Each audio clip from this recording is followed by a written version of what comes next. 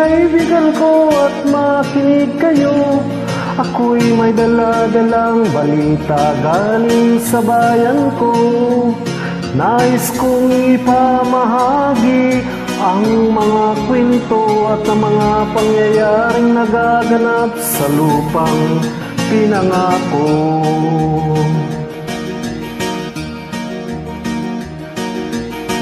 Ang lupang pinangalingan ko'y may bahid ng dugo. May mga larong di makalipad, nasa hawlang ginto. May mga punong walang dahon, may mga pusong di makakibo sa mga pangyayaring nagaganap sa lupang pinangako.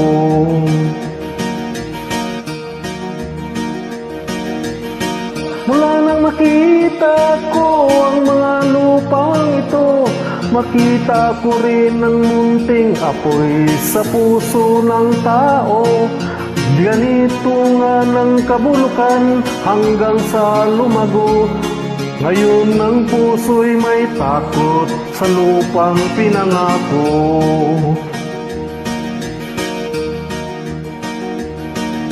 Lapit mga kaibigan ko at makinig kayo. Ako'y may dala-dalang balita galing sa bayan ko.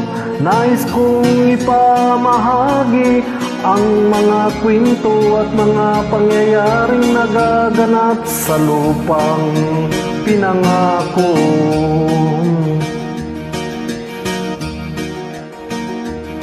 Dati-rati ang mga bukid ay may kulay ginto. Dati-rati ang mga tao sinlayan ng ibon.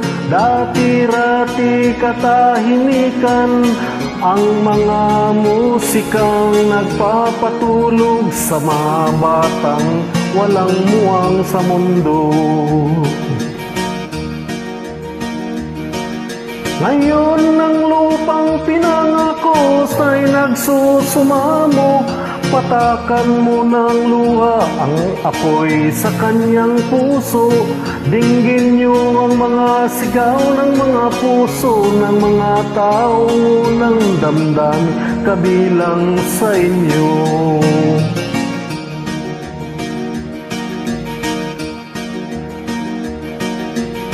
Dul mga kaigsunan ko, paminaw kamo. Doon ako'y madala-dalang balita gikan sa banwa ko. Gusto ko nga ipaibalo ang mga istorya nga nagapanghitabo sa banwang saad nako.